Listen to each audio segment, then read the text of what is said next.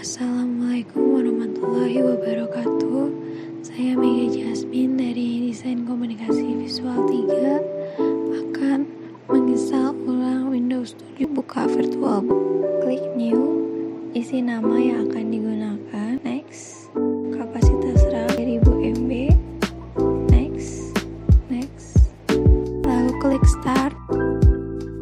Setelah itu pilih folder yang berisikan ISO, lalu klik Start.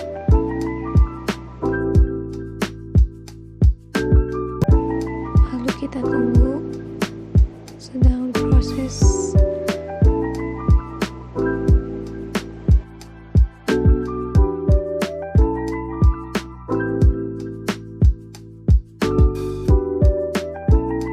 Bahasa Inggris saja, lalu klik Next.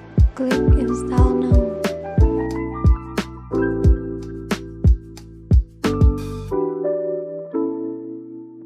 Centang, lalu Next.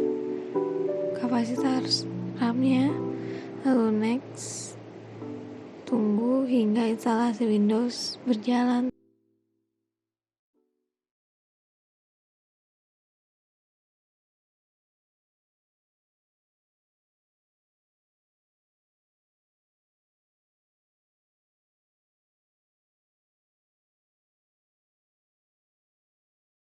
Lalu isi dengan nama